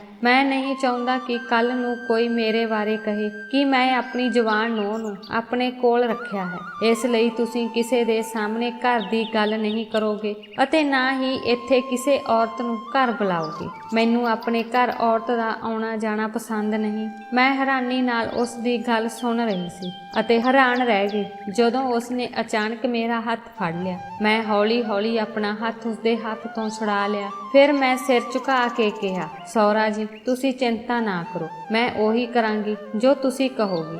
ਇੱਥੇ ਕੋਈ ਵੀ ਔਰਤ ਨਹੀਂ ਆਵੇਗੀ ਅਤੇ ਨਾ ਹੀ ਮੈਂ ਕਿਸੇ ਨੂੰ ਆਪਣੇ ਘਰ ਬਾਰੇ ਦੱਸਾਂਗੀ। ਤੁਸੀਂ ਮੇਰੀ ਅਤੇ ਮੇਰੇ ਬੱਚਿਆਂ ਦੀ ਜ਼ਿੰਮੇਵਾਰੀ ਲਈ ਹੈ, ਇਸੇ ਲਈ ਮੈਂ ਤੁਹਾਡੀ ਬਹੁਤ ਰਿਣੀ ਹਾਂ। ਉਹ ਪਿਆਸੀਆਂ ਅੱਖਾਂ ਨਾਲ ਮੇਰੇ ਸਰੀਰ ਵੱਲ ਦੇਖਣ ਲੱਗਾ। ਮੇਰਾ ਦਿਲ ਬੁਰੀ ਤਰ੍ਹਾਂ ਧੜਕਣ ਲੱਗਾ, ਕਿਉਂਕਿ ਮੈਂ ਉਸਦੀ ਨਿਗਾਹ ਪੂਰੀ ਤਰ੍ਹਾਂ ਬਦਲਦੀ ਮਹਿਸੂਸ ਕਰ ਸਕਦੀ ਸੀ। ਫਿਰ ਉਹ ਹੌਲੀ ਹੌਲੀ ਮੇਰੇ ਮੇਰੇ ਨੇੜੇ ਆਉਣ ਲੱਗਾ ਅਤੇ ਮੇਰੀ ਪਿੱਠ ਨੂੰ ਹੱਥ ਲਾਉਣ ਲੱਗਾ। ਮੈਂ ਝੱਟ ਉੱਠ ਕੇ ਉਸ ਨੂੰ ਸਖਤ ਲਫ਼ਜ਼ਾਂ ਵਿੱਚ ਕਿਹਾ, ਸਹੁਰਾ ਜੀ ਇਹ ਕੀ ਕਰ ਰਹੇ ਹੋ? ਮੇਰੇ ਮੂੰਹੋਂ ਦਬੀ ਹੋਈ ਆਵਾਜ਼ ਨਿਕਲੀ, ਕਿਉਂਕਿ ਮੈਨੂੰ ਲੱਗਾ ਜਿਵੇਂ ਉਹ ਮੇਰੇ ਨਾਲ ਕੁਝ ਗਲਤ ਕਰਨਾ ਚਾਹੁੰਦਾ ਹੋਵੇ। ਫਿਰ ਵੀ ਉਹ ਉੱਠ ਕੇ ਮੇਰੇ ਸਾਹਮਣੇ ਆਇਆ ਅਤੇ ਮੈਨੂੰ ਕਿਹਾ ਕਿ ਦੇਖ, ਸ਼ੁਰੂ ਵਿੱਚ ਤਾਂ ਤੈਨੂੰ ਅਜੀਬ ਲੱਗੇਗਾ, ਪਰ ਹੌਲੀ ਹੌਲੀ ਤੈਨੂੰ ਇਸ ਗੱਲ ਦੀ ਆਦਤ ਪੈ ਜਾਵੇਗੀ। ਉਹ ਮੈਨੂੰ ਕੀ ਸਮਝਾਉਣ ਦੀ ਕੋਸ਼ਿਸ਼ ਕਰ ਰਹੇ ਸਨ। ਮੈਨੂੰ ਸਮਝ ਆਉਣ ਲੱਗੀ ਸੀ ਕਿ ਉਹ ਕੀ ਕਹਿ ਰਹੇ ਸੀ, ਫਿਰ ਵੀ ਮੈਂ ਸਮਝਣਾ ਨਹੀਂ ਚਾਹੁੰਦੀ ਸੀ। ਫਿਰ ਉਸਨੇ ਆਪਣੇ ਦੋਵੇਂ ਹੱਥ ਮੇਰੇ ਮੋਢਿਆਂ ਤੇ ਰੱਖੇ। ਉਹ ਮੈਨੂੰ ਕਹਿਣ ਲੱਗਾ, ਦੇਖ, ਮੈਂ ਤੇਰੇ ਲਈ ਇੰਨੀ ਵੱਡੀ ਜ਼ਿੰਮੇਵਾਰੀ ਲਈ ਹੈ, ਬਦਲੇ ਵਿੱਚ ਤੁਹਾਡੇ ਕੋਲੋਂ ਮੈਨੂੰ ਵੀ ਕੁਝ ਚਾਹੀਦਾ ਹੈ। ਤੇਰਾ ਕੰਮ ਮੈਨੂੰ ਖੁਸ਼ ਕਰਨਾ ਹੈ। ਅੱਜ ਮੈਂ ਜਾ ਰਿਹਾ ਹਾਂ, ਪਰ ਧਿਆਨ ਨਾਲ ਸੁਣੋ ਤੇ ਸਮਝ ਲਓ ਕਿ ਤੁਹਾਨੂੰ ਮੈਨੂੰ ਹਰ ਕੀਮਤ ਤੇ ਖੁਸ਼ ਕਰਨਾ ਪਵੇਗਾ। ਉਸ ਨੇ ਆਪਣੀਆਂ ਮੈਲੀਆਂ ਨਜ਼ਰਾਂ ਨਾਲ ਮੇਰੇ ਵੱਲ ਦੇਖਿਆ ਅਤੇ ਕਹਿ ਕੇ ਹੇਠਾਂ ਚਲਾ ਗਿਆ। ਮੈਂ ਆਪਣੇ ਮਨ ਵਿੱਚ ਘਬਰਾਹਟ ਮਹਿਸੂਸ ਕਰ ਰਹੀ ਸੀ ਅਤੇ ਮੇਰਾ ਸਰੀਰ ਕੰਬ ਰਿਹਾ ਸੀ। ਮੇਰੇ ਪ੍ਰਤੀ ਉਸਦੇ ਇਰਾਦੇ ਬਹੁਤ ਗਲਤ ਹਨ। ਇਹ ਕਿਵੇਂ ਹੋ ਸਕਦਾ ਹੈ? ਆਖਰ ਉਹ ਕਿਸ ਤਰੀਕੇ ਨਾਲ ਖੁਸ਼ ਕਰਨ ਲਈ ਕਹਿ ਰਿਹਾ ਸੀ? ਉਸਨੇ ਇਹ ਵੀ ਨਹੀਂ ਸੋਚਿਆ ਕਿ ਮੈਂ ਉਸਦੇ ਪੁੱਤਰ ਦੀ ਵਿਧਵਾ ਅਤੇ ਉਸਦੇ ਪੋਤੇ ਪੋਤੀਆਂ ਦੀ ਮਾਂ ਹਾਂ। ਨੂੰਹ ਵੀ ਧੀ ਵਰਗੀ ਹੁੰਦੀ ਹੈ। 1-2 ਦਿਨ ਇਸੇ ਤਰ੍ਹਾਂ ਲੰਘ ਗਏ। ਮੈਂ ਉਸਦੇ ਸਾਹਮਣੇ ਜਾਣ ਤੋਂ ਡਰਦੀ ਸੀ। ਮੈਂ ਫਟਾਫਟ ਖਾਣਾ ਹੇਠਾਂ ਰੱਖ ਦਿੰਦੀ ਅਤੇ ਉੱਪਰ ਆ ਜਾਂਦੀ ਅਤੇ 1 ਮਿੰਟ ਲਈ ਵੀ ਉਸਦੇ ਕਮਰੇ ਵਿੱਚ ਨਾ ਰਹਿਣ ਦੀ ਕੋਸ਼ਿਸ਼ ਕਰਦੀ। ਫਿਰ ਇੱਕ ਦਿਨ ਕੁਝ ਅਜਿਹਾ ਹੋਇਆ ਜਿਸ ਦੀ ਮੈਨੂੰ ਬਿਲਕੁਲ ਵੀ ਉਮੀਦ ਨਹੀਂ ਸੀ। ਮੈਂ ਆਪਣੇ ਕਮਰੇ ਵਿੱਚ ਆਪਣੇ ਬੱਚਿਆਂ ਨਾਲ ਸੌਂ ਰਹੀ ਸੀ, ਕਿਉਂਕਿ ਗਰਮੀਆਂ ਦਾ ਮੌਸਮ ਚੱਲ ਰਿਹਾ ਸੀ, ਜਿਸ ਕਾਰਨ ਮੈਂ ਕਮਰੇ ਦੇ ਦਰਵਾਜ਼ੇ ਬੰਦ ਨਹੀਂ ਕਰ ਸਕਦੀ ਸੀ। ਕਮਰੇ ਵਿੱਚ ਏਸੀ ਨਹੀਂ ਸੀ। ਬਾਹਰ ਵਿਹੜੇ ਵਿੱਚ ਸੌਂਦਿਆਂ ਮੈਨੂੰ ਡਰ ਲੱਗਦਾ ਸੀ, ਇਸੇ ਲਈ ਮੈਂ ਕਮਰੇ ਦਾ ਦਰਵਾਜ਼ਾ ਖੋਲ੍ਹ ਕੇ ਬੱਚਿਆਂ ਨਾਲ ਸੌਂ ਜਾਂਦੀ ਸੀ। ਮੈਂ ਸੌਂ ਰਹੀ ਸੀ ਜਦੋਂ ਮੈਨੂੰ ਲੱਗਾ ਜਿਵੇਂ ਕੋਈ ਮੇਰੇ ਨੇੜੇ ਖੜਾ ਹੈ, ਮੈਨੂੰ ਜਗਾਉਣ ਦੀ ਕੋਸ਼ਿਸ਼ ਕਰ ਰਿਹਾ ਹੈ। ਮੈਂ ਆਪਣੀ ਨੀਂਦ ਤੋਂ ਜਾਗੀ ਅਤੇ ਮੇਰੇ ਕੋਲ ਦੁਪੱਟਾ ਨਹੀਂ ਸੀ। ਫਿਰ ਮੈਂ ਆਪਣੀਆਂ ਸੁੱਤੀਆਂ ਅੱਖਾਂ ਖੋਲ੍ਹ ਕੇ ਦੇਖਿਆ ਤਾਂ ਮੇਰਾ ਸਹੁਰਾ ਮੈਨੂੰ ਜਗਾ ਰਿਹਾ ਸੀ। ਮੈਂ ਇੱਕਦਮ ਘਬਰਾ ਕੇ ਜਾਗੀ ਅਤੇ ਅੱਖਾਂ ਖੋਲ੍ਹ ਕੇ ਹੈਰਾਨੀ ਨਾਲ ਉਸ ਵੱਲ ਦੇਖਿਆ। ਉਹ ਮੈਨੂੰ ਕਹਿਣ ਲੱਗਾ, ਡਰੋ ਨਾ, ਮੈਂ ਹਾਂ ਈਸ਼ਾ, ਮੈਨੂੰ ਤੇਰੇ ਨਾਲ ਕੁਝ ਕੰਮ ਸੀ। ਮੇਰਾ ਸਿਰ ਬਹੁਤ ਦਰਦ ਕਰ ਰਿਹਾ ਹੈ, ਕੁਝ ਦੇਰ ਲਈ ਮੇਰੇ ਸਿਰ ਨੂੰ ਦਬਾਓ। ਮੈਂ ਝੱਟ ਆਪਣੇ ਦੁਪੱਟੇ ਨੂੰ ਲੈਣ ਦੀ ਕੋਸ਼ਿਸ਼ ਕੀਤੀ ਜੋ ਸਾਹਮਣੇ ਸੋਫੇ ਤੇ ਪਿਆ ਸੀ। ਫਿਰ ਮੈਂ ਮੰਜੇ ਤੋਂ ਉੱਠੀ ਤੇ ਆਪਣੇ ਆਪ ਨੂੰ ਦੁਪੱਟੇ ਨਾਲ ਢੱਕਿਆ ਅਤੇ ਉਸਨੂੰ ਕਿਹਾ, ਜੇ ਤੁਸੀਂ ਕਹੋ ਤਾਂ ਮੈਂ ਤੁਹਾਡੇ ਲਈ ਚਾਹ ਬਣਾ ਦੇਵਾਂ।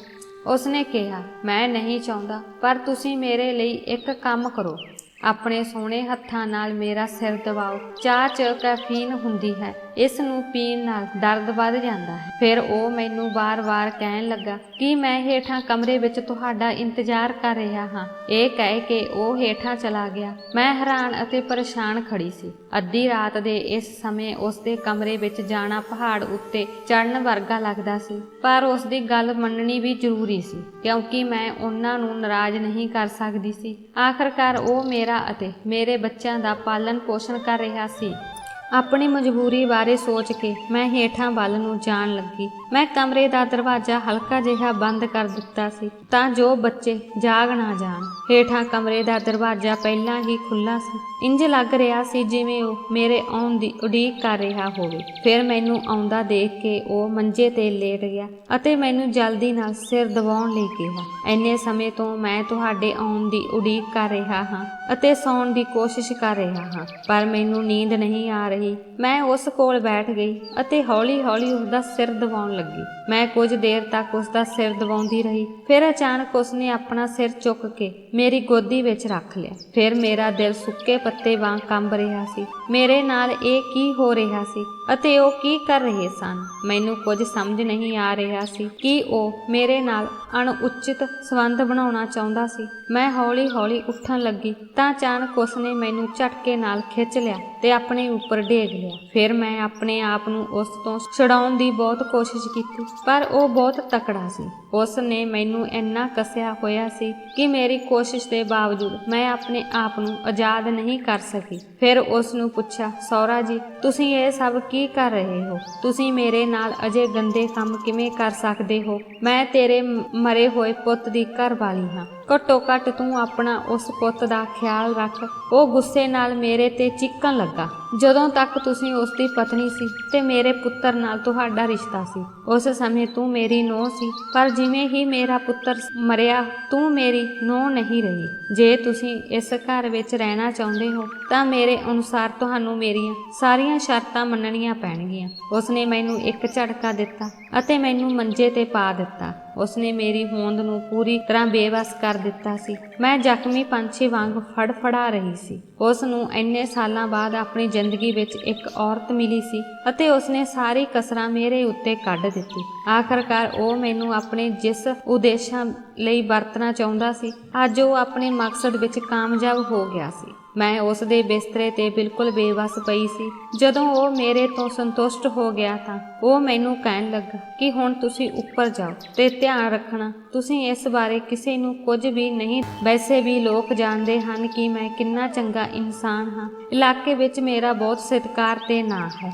ਜੇ ਤੁਸੀਂ ਕਿਸੇ ਅੱਗੇ ਮੂੰਹ ਖੋਲਦੇ ਹੋ ਤਾਂ ਮੈਂ ਸਾਰਿਆਂ ਨੂੰ ਦੱਸਾਂਗਾ ਕਿ ਆਪਣੇ ਪਤੀ ਦੀ ਮੌਤ ਤੋਂ ਬਾਅਦ ਉਹ ਮੇਰੇ ਨਾਲ ਨਜਾਇਜ਼ ਸੰਬੰਧ ਬਣਾਉਣਾ ਚਾਹੁੰਦੀ ਸੀ ਅਤੇ ਮੈਂ ਤੁਹਾਡੀ ਗਲਤੀ ਨੂੰ ਸਾਬਤ ਕਰਨ ਵਿੱਚ 1 ਮਿੰਟ ਵੀ ਨਹੀਂ ਲਾਵਾਂਗਾ। ਮੈਂ ਆਪਣੀ ਸਸਤੀ ਚੁੱਕ ਲਿਆ ਅਤੇ ਆਪਣੇ ਜ਼ਖਮੀ ਦਿਲ ਨਾਲ ਆਪਣੇ ਕਮਰੇ ਦੀਆਂ ਪੌੜੀਆਂ ਚੜ੍ਹ ਗਈ। ਮੇਰੇ ਦੋਵੇਂ ਮਾਸੂਮ ਬੱਚੇ ਬੇਖੌਫ ਸੁੱਤੇ ਪਏ ਸਨ। ਉਹ ਨਹੀਂ ਜਾਣਦੇ ਸਨ ਕਿ ਉਹਨਾਂ ਦੀ ਮਾਂ ਨਾਲ ਕੀ ਕੁਝ ਹੋ ਰਿਹਾ ਸੀ। ਮੈਂ ਜਿਹੜੀਆਂ ਮੁਸ਼ਕਲਾਂ ਵਿੱਚੋਂ ਲੰਘ ਰਹੀ ਸੀ, ਉਸ ਕਾਰਨ ਮੇਰਾ ਦਿਲ ਟੁੱਟ ਗਿਆ ਸੀ। ਫਿਰ ਮੈਂ ਨਹਾਉਣ ਲਈ ਬਾਥਰੂਮ ਚਲੀ ਗਈ।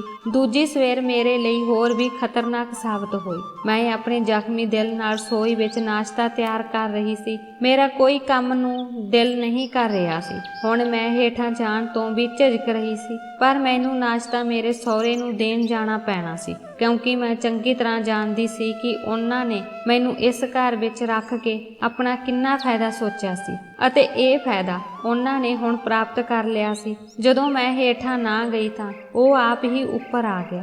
ਉਹ ਮੇਰੇ ਕੋਲ ਰਸੋਈ ਵਿੱਚ ਆਇਆ ਅਤੇ ਪੁੱਛਿਆ, ਤੁਸੀਂ ਅੱਜ ਨਾਸ਼ਤਾ ਲੈ ਕੇ ਕਿਉਂ ਨਹੀਂ ਆਏ? ਮੈਂ ਉਸ ਦੀਆਂ ਗੱਲਾਂ ਦਾ ਕੋਈ ਜਵਾਬ ਨਾ ਦਿੱਤਾ ਅਤੇ ਚੁੱਪ ਰਹੀ। ਉਹ ਹੌਲੀ-ਹੌਲੀ ਕਹਿਣ ਲੱਗਾ, ਦੇਖੋ, ਰਾਤ ਨੂੰ ਜੋ ਵੀ ਹੋਇਆ ਭੁੱਲ ਜਾਓ ਤੇ ਆਪਣੀ ਜ਼ਿੰਦਗੀ ਜੀਓ, ਖਾਓ ਪੀਓ ਅਤੇ ਜ਼ਿੰਦਗੀ ਦਾ ਆਨੰਦ ਲਓ। ਜੇ ਤੁਸੀਂ ਮੈਨੂੰ ਇਸੇ ਤਰ੍ਹਾਂ ਖੁਸ਼ ਰੱਖਦੇ ਹੋ ਤਾਂ ਮੈਂ ਵੀ ਤੁਹਾਨੂੰ ਹਮੇਸ਼ਾ ਖੁਸ਼ ਰੱਖਾਂਗਾ। ਮੈਂ ਤੁਹਾਨੂੰ ਬਹੁਤ ਸਾਰੀਆਂ ਐਸ਼ੋ ਆਰਾਮ ਅਤੇ ਸੁੱਖ ਸਹੂਲਤਾਂ ਦੇਵਾਂਗਾ। ਉਸ ਦੀਆਂ ਗੱਲਾਂ ਸੁਣ ਕੇ ਮੈਂ ਗੁੱਸੇ ਨਾਲ ਉਸ ਤੋਂ ਮੂੰਹ ਫੇਰ ਲਿਆ। ਫਿਰ ਚੁੱਪਚਾਪ ਨਾਸ਼ਤਾ ਟਰੇ ਵਿੱਚ ਪਾ ਦਿੱਤਾ। ਹੁਣ ਇੰਜ ਲੱਗਦਾ ਸੀ ਜਿਵੇਂ ਮੇਰੀ ਜ਼ਿੰਦਗੀ ਨੇ ਨਵਾਂ ਮੋੜ ਲੈਣਾ ਸ਼ੁਰੂ ਕਰ ਦਿੱਤਾ ਹੋਵੇ। ਸਾਰਾ ਦਿਨ ਸਿਰਫ ਮੈਂ, ਮੇਰਾ ਸਹੁਰਾ ਅਤੇ ਮੇਰੇ ਬੱਚੇ ਹੀ ਘਰ ਵਿੱਚ ਰਹਿੰਦੇ। ਬਾਹਰੋਂ ਕੋਈ ਮਰਦ ਜਾਂ ਔਰਤ ਘਰ ਵਿੱਚ ਨਹੀਂ ਆਉਂਦੀ ਸੀ। ਹੁਣ ਉਹ ਹਫ਼ਤੇ ਵਿੱਚ 1 ਜਾਂ 2 ਵਾਰ ਮੇਰੇ ਨਾਲ ਇਹੀ ਪਾਪ ਕਰਨ ਲੱਗ ਪਿਆ। ਕਈ ਵਾਰ ਮਨ ਵਿੱਚ ਖਿਆਲ ਆਉਂਦਾ ਕਿ ਆਪਣੀ ਮਾਂ ਅਤੇ ਮੇਰੇ ਭਰਾ ਨੂੰ ਆਪਣੇ ਸਹੁਰੇ ਦੀ ਅਸਲੀਅਤ ਦੱਸ ਕੇ ਮੈਂ ਆਪਣੇ ਬੱਚਿਆਂ ਸਮੇਤ ਸਦਾ ਲਈ ਇੱਥੋਂ ਚਲੀ ਜਾ। ਮੈਨੂੰ ਇਹ ਘਰ ਛੱਡ ਦੇਣਾ ਚਾਹੀਦਾ ਹੈ, ਪਰ ਫਿਰ ਮੈਂ ਇਹ ਸੋਚ ਕੇ ਡਰ ਜਾਂਦੀ ਕਿ ਸ਼ਾਇਦ ਮੇਰਾ ਸਹੁਰਾ ਮੇਰੇ ਭਰਾ ਨੂੰ ਕਹੇ ਕਿ ਮੇਰਾ ਚਰਿੱਤਰ ਖਰਾਬ ਹੈ ਅਤੇ ਫਿਰ ਇੰਨੇ ਸਾਲਾਂ ਤੋਂ ਉਸਨੇ ਵਿਆਹ ਵੀ ਨਹੀਂ ਕੀਤਾ ਸੀ। ਅਕਸਰ ਲੋਕ ਉਸ ਬਾਰੇ ਦੱਸਦੇ ਸਨ ਕਿ ਉਸਨੇ ਆਪਣੀ ਜ਼ਿੰਦਗੀ ਵਿੱਚ ਇੱਕ ਔਰਤ ਨੂੰ ਛੱਡ ਕੇ ਕਿਸੇ ਹੋਰ ਔਰਤ ਨੂੰ ਕਦੇ ਪਿਆਰ ਨਹੀਂ ਕੀਤਾ ਅਤੇ ਨਾ ਹੀ ਉਸਨੇ ਕਿਸੇ ਔਰਤ ਵੱਲ ਤੱਕਿਆ। ਪਰ ਲੋਕ ਇਹ ਨਹੀਂ ਜਾਣਦੇ ਸਨ ਕਿ ਉਸ ਦੇ ਮਨ ਵਿੱਚ ਮੇਰੇ ਲਈ ਕਿੰਨਾ ਗੰਦ ਭਰਿਆ ਹੋਇਆ ਸੀ ਤੇ ਉਹ ਮੇਰੇ ਨਾਲ ਇਹ ਗੰਦਾ ਕੰਮ ਕਰ ਰਿਹਾ ਸੀ। ਇਸੇ ਤਰ੍ਹਾਂ ਕੁਝ ਦਿਨ ਬੀਤ ਗਏ ਅਤੇ ਮੇਰਾ ਹਰ ਰੋਜ਼ ਉਸੇ ਗੰਦੇ ਮਾਹੌਲ ਵਿੱਚ ਦਮ ਘੁੱਟਦਾ ਰਿਹਾ। ਹਰ ਦਿਨ ਮੇਰੇ ਲਈ ਸਜ਼ਾ ਬਣ ਗਿਆ। ਉਸ ਨੇ ਮੇਰੇ ਬੱਚਿਆਂ ਨੂੰ ਸ਼ਹਿਰ ਤੇ ਸਭ ਤੋਂ ਮਸ਼ਹੂਰ ਸਕੂਲ ਵਿੱਚ ਦਾਖਲਾ ਵੀ ਦਿਵਾਇਆ। ਉਸ ਨੇ ਕਿਹਾ ਕਿ ਜੇਕਰ ਤੁਸੀਂ ਇਸ ਤਰ੍ਹਾਂ ਹੀ ਮੇਰਾ ਕਹਿਣਾ ਮੰਨਦੇ ਰਹੇ ਤਾਂ ਉਹ ਮੇਰੇ ਬੱਚਿਆਂ ਨੂੰ ਇਸੇ ਤਰ੍ਹਾਂ ਐਸ਼ ਕਰਵਾਉਂਦੇ ਰਹਿਣਗੇ ਅਤੇ ਉਹਨਾਂ ਦੇ ਆਰਾਮ ਲਈ ਹਰ ਚੰਗੀ ਚੀਜ਼ ਲਿਆਉਣਗੇ। ਪਰ ਮੈਂ ਅੰਦਰੋਂ ਮਰ ਰਹੀ ਸੀ। ਮੈਨੂੰ ਲੱਗਾ ਜਿਵੇਂ ਕਿਸੇ ਦਿਨ ਮੈਂ ਜ਼ਹਿਰ ਦੀਆਂ ਗੋਲੀਆਂ ਖਾ ਕੇ ਆਤਮ ਹੱਤਿਆ ਕਰ ਲਵਾਂਗੀ। ਹਰ ਦੂਜੇ ਦਿਨ ਉਸ ਦੇ ਬਿਸਤਰੇ ਤੇ ਜਾਣਾ ਮੈਨੂੰ ਲੱਗਦਾ ਸੀ ਜਿਵੇਂ ਮੈਂ ਬਲਦੇ ਕੋਲਿਆਂ ਤੇ ਪੈਰ ਰੱਖ ਰਹੀ ਹਾਂ। ਮੈਂ ਹਰ ਰੋਜ਼ ਉਸ ਅੱਗ ਵਿੱਚ ਸੜ ਰਹੀ ਸੀ ਅਤੇ ਮੇਰੀ ਆਤਮਾ ਉਸ ਵਿੱਚ ਭਸਮ ਹੋ ਰਹੀ ਸੀ। ਮੈਨੂੰ ਹੁਣ ਜੀਣ ਨਾਲੋਂ ਮਰਨਾ ਸੌਖਾ ਲੱਗ ਰਿਹਾ ਸੀ। ਪਰ ਜਦੋਂ ਮੈਂ ਆਪਣੇ ਬੱਚਿਆਂ ਬਾਰੇ ਸੋਚਦੀ ਕਿ ਮੇਰੀ ਮੌਤ ਤੋਂ ਬਾਅਦ ਉਹਨਾਂ ਦਾ ਕੀ ਹੋਵੇਗਾ, ਇਹ ਬੱਚੇ ਮੇਰੇ ਅਤੇ ਸੋਨੂ ਦੀ ਨਿਸ਼ਾਨੀ ਹਨ। ਇੱਕ ਦਿਨ ਕੁਝ ਅਜਿਹਾ ਹੋਇਆ ਜਿਸ ਦੀ ਮੈਨੂੰ ਉਮੀਦ ਵੀ ਨਹੀਂ ਸੀ। ਇੱਕ ਦਿਨ ਜਦੋਂ ਬੱਚੇ ਸਕੂਲ ਗਏ ਹੋਏ ਸਨ ਤਾਂ ਮੇਰਾ ਸਹੁਰਾ ਮੈਨੂੰ ਕਮਰੇ ਵਿੱਚ ਬੁਲਾ ਰਿਹਾ ਸੀ। ਮੈਨੂੰ ਲੱਗਾ ਜਿਵੇਂ ਰਸੋਈ ਵਿੱਚ ਰੱਖਿਆ ਚਾਕੂ ਚੁੱਕ ਕੇ ਉਸ ਨੂੰ ਮਾਰ ਦੇਵਾਂ। ਮੈਂ 5 ਸਾਲ ਤੋਂ ਇਹ ਸਜ਼ਾ ਭੁਗਤ ਰਹੀ ਸੀ। ਹੁਣ ਮੇਰੀ ਬਰਦਾਸ਼ਤ ਦੀ ਹੱਦ ਹੋ ਗਈ ਸੀ। ਉਹ ਮੈਨੂੰ ਖਿੱਚ ਕੇ ਆਪਣੇ ਕਮਰੇ ਵਿੱਚ ਲੈ ਜਾ ਰਿਹਾ ਸੀ। ਸ਼ਾਇਦ ਗਲਤੀ ਨਾਲ ਉਹ ਆਪਣੇ ਕਮਰੇ ਦਾ ਦਰਵਾਜ਼ਾ ਖੁੱਲ੍ਹਾ ਛੱਡ ਗਿਆ ਸੀ। ਉਹ ਮੈਨੂੰ ਇਸ ਤਰ੍ਹਾਂ ਖਿੱਚ ਰਿਹਾ ਸੀ ਜਿਵੇਂ ਮੈਂ ਕੋਈ ਇਨਸਾਨ ਨਹੀਂ ਹਾਂ। ਫਿਰ ਅਚਾਨਕ ਮੇਰੀ ਨਣਦ ਕਮਰੇ ਵਿੱਚ ਆ ਗਈ। ਮੈਨੂੰ ਕੁਝ ਸਮਝ ਨਹੀਂ ਆਈ। ਆਪਣੀਆਂ ਅੱਖਾਂ ਨਾਲ ਉਸਨੇ ਆਪਣੇ ਪਿਤਾ ਨੂੰ ਮੇਰੇ ਤੇ ਜ਼ਬਰਦਸਤੀ ਕਰਦੇ ਦੇਖਿਆ। ਉਸ ਦੀਆਂ ਅੱਖਾਂ ਵਿੱਚ ਆਪਣੇ ਪਿਤਾ ਲਈ ਸਖਤ ਨਫ਼ਰਤ ਸੀ। ਮੈਂ ਉੱਚੀ ਉੱਚੀ ਰੋ ਰਹੀ ਸੀ ਅਤੇ ਕਹਿ ਰਹੀ ਸੀ ਕਿ ਮੈਨੂੰ ਛੱਡ ਦਿਓ, ਅਤੇ ਮੈਂ ਉਸ ਨੂੰ ਹੱਥ ਜੋੜ ਕੇ ਬੇਨਤੀ ਕਰ ਰਹੀ ਸੀ ਕਿ ਸਹੁਰਾ ਸਾਹਿਬ, ਰੱਬ ਦੀ ਖਾਤਰ ਰੁਕੋ ਅਤੇ ਮੈਨੂੰ ਜਾਣ ਦਿਓ। ਮੈਨੂੰ ਤੁਹਾਡੇ ਵਾਂਗ ਇਹਨਾਂ ਗੁਨਾਹਾਂ ਵਿੱਚ ਨਾ ਸ਼ਾਮਲ ਕਰੋ। ਪਰ ਉਹ ਪਾਪੀ ਆਦਮੀ ਉਹ ਸਾਰੀ ਇੱਜ਼ਤ ਨੂੰ ਲਤੜਦਾ ਹੋਇਆ ਮੈਨੂੰ ਕਮਰੇ ਤੇ ਅੰਦਰ ਖਿੱਚ ਰਿਹਾ ਸੀ। ਮੇਰੀ ਨਣਦ ਇਹ ਸਾਰੀ ਘਟਨਾ ਆਪਣੀਆਂ ਅੱਖਾਂ ਨਾਲ ਦੇਖ ਰਹੀ ਸੀ। ਉਹ ਆਪਣੇ ਪਿਤਾ ਕੋਲ ਆਈ ਅਤੇ ਕਹਿਣ ਲੱਗੀ, ਮੈਂ ਸਮਝਦੀ ਸੀ ਕਿ ਮੇਰੇ ਪਿਤਾ ਵੱਡੇ ਦਿਲ ਵਾਲੇ ਹਨ, ਜਿਨ੍ਹਾਂ ਨੂੰ ਆਪਣੇ ਪੁੱਤਰ ਦੀ ਮੌਤ ਤੋਂ ਬਾਅਦ ਆਪਣੀ ਵਿਧਵਾ ਨੂੰਹ ਅਤੇ ਉਸ ਦੇ ਬੱਚਿਆਂ ਦੀ ਜ਼ਿੰਮੇਵਾਰੀ ਆਪਣੇ ਸਿਰ ਲੈ ਲਈ ਸੀ। ਪਰ ਮੈਂ ਨਹੀਂ ਜਾਣਦੀ ਸੀ ਕਿ ਤੂੰ ਅਜਿਹਾ ਘਟੀਆ ਬੰਦਾ ਹੈ ਜੋ ਆਪਣੀ ਨੂੰਹ ਨਾਲ ਆਪਣੀ ਵਾਸਨਾ ਪੂਰੀ ਕਰ ਰਿਹਾ ਹੈ, ਅਤੇ ਤੂੰ ਆਪਣੀ ਵਾਸਨਾ ਪੂਰੀ ਕਰਨ ਲਈ ਇਸ ਘਰ ਵਿੱਚ ਸੋਨੂ ਭਾਈ ਦੀ ਘਰਵਾਲੀ ਨੂੰ ਥਾਂ ਦਿੱਤੀ ਹੈ। ਕਾਸ਼ ਤੁਸੀਂ ਭਾਬੀ ਨੂੰ ਗਲਤ ਨਿਗਾਹ ਨਾਲ ਦੇਖਣ ਦੀ ਬਜਾਏ ਉਸ ਨੂੰ ਧੀ ਦੇ ਨਜ਼ਰੀਏ ਤੋਂ ਦੇਖਿਆ ਹੁੰਦਾ। ਮੈਨੂੰ ਉਮੀਦ ਨਹੀਂ ਸੀ ਕਿ ਤੁਸੀਂ ਇੰਨੇ ਡਿੱਗ ਜਾਓਗੇ। ਅੱਜ ਮੇਰਾ ਸਿਰ ਸ਼ਰਮ ਨਾਲ ਝੁਕ ਗਿਆ, ਕਿਉਂਕਿ ਜਿਸ ਪਿਤਾ ਦੀ ਮੈਂ ਬਹੁਤ ਇੱਜ਼ਤ ਕਰਦੀ ਸੀ ਉਹ ਸਦਾ ਲਈ ਮੇਰੀ ਨਜ਼ਰ ਤੋਂ ਡਿੱਗ ਗਿਆ ਹੈ।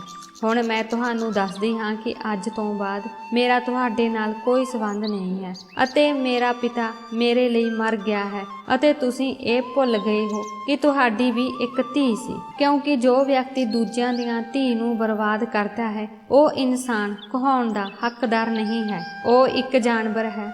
ਮੇਰੀ ਨਣਦ ਰੋਂਦੀ ਹੋਈ ਉੱਥੋਂ ਚਲੀ ਗਈ ਤੇ ਮੇਰਾ ਸਹੁਰਾ ਚੁੱਪਚਾਪ ਸੁਣਦਾ ਰਿਹਾ। ਉਹ ਬਹੁਤ ਸ਼ਰਮ ਮਹਿਸੂਸ ਕਰ ਰਿਹਾ ਸੀ। ਫਿਰ ਇੱਕ ਦਿਨ ਪਤਾ ਲੱਗਾ ਕਿ ਉਹ ਸਭ ਕੁਝ ਛੱਡ ਕੇ ਕਿਤੇ ਚਲਾ ਗਿਆ ਹੈ। ਉਸ ਬਾਰੇ ਕਿਸੇ ਨੂੰ ਕੁਝ ਪਤਾ ਨਹੀਂ ਲੱਗ ਸਕਿਆ। ਆਖਰ ਉਹ ਕਿੱਥੇ ਗਿਆ? ਪਰ ਉਸਦੇ ਕਮਰੇ ਵਿੱਚ ਇੱਕ ਕਾਗਜ਼ ਰੱਖਿਆ ਹੋਇਆ ਸੀ ਜਿਸ ਉੱਤੇ ਵਸੀਅਤ ਲਿਖੀ ਹੋਈ ਸੀ। ਉਸਨੇ ਮੇਰੇ ਅਤੇ ਮੇਰੇ ਬੱਚਿਆਂ ਦੇ ਨਾਂ ਤੇ ਸਭ ਕੁਝ ਕਰ ਦਿੱਤਾ ਸੀ। ਸ਼ਾਇਦ ਉਸਨੂੰ ਆਪਣੀ ਗਲਤੀ ਦਾ ਪਛਤਾਵਾ ਹੋਇਆ ਸੀ, ਇਸ ਲਈ ਉਸਨੇ ਆਪਣੀ ਸਾਰੀ ਜਾਇਦਾਦ ਦੇ ਦਿੱਤੀ। ਇਸ ਲਈ ਇਸ ਨੂੰ ਮੇਰੇ ਅਤੇ ਮੇਰੇ ਬੱਚਿਆਂ ਦੇ ਨਾਮ ਤੇ ਬਣਾਇਆ ਹੈ। ਜੋ ਮੇਰੇ ਨਾਲ ਹੋਇਆ ਉਹ ਕਿਸੇ ਦੀ ਵੀ ਘਰਵਾਲੀ ਨਾਲ ਨਾ ਹੋਵੇ। ਮੈਂ ਦੁਆ ਕਰਦੀ ਹਾਂ ਕਿ ਹਰ ਵਿਧਵਾ ਔਰਤ ਨੂੰ ਵੀ ਚੰਗੀ ਜ਼ਿੰਦਗੀ ਅਤੇ ਇੱਜ਼ਤ ਮਿਲੇ। ਦੋਸਤੋ, ਮੈਨੂੰ ਉਮੀਦ ਹੈ ਕਿ ਤੁਹਾਨੂੰ ਸਾਡੀ ਕਹਾਣੀ ਪਸੰਦ ਆਈ ਹੋਵੇਗੀ। ਜੇਕਰ ਤੁਹਾਨੂੰ ਕਹਾਣੀ ਚੰਗੀ ਲੱਗੀ ਤਾਂ ਵੀਡੀਓ ਨੂੰ ਲਾਈਕ ਕਰੋ। ਜੇਕਰ ਚੈਨਲ ਤੇ ਨਵੇਂ ਹੋ ਤਾਂ ਚੈਨਲ ਨੂੰ ਸਬਸਕ੍ਰਾਈਬ ਕਰੋ। ਕਿਰਪਾ ਕਰਕੇ ਨੋਟੀਫਿਕੇਸ਼ਨ ਬੈਲ ਨੂੰ ਦਬਾਓ ਤਾਂ ਜੋ ਅਗਲੀ ਅਪਡੇਟ ਤੁਹਾਨੂੰ ਸਭ ਤੋਂ ਪਹਿਲਾਂ ਮਿਲ ਸਕੇ। ਧੰਨਵਾਦ।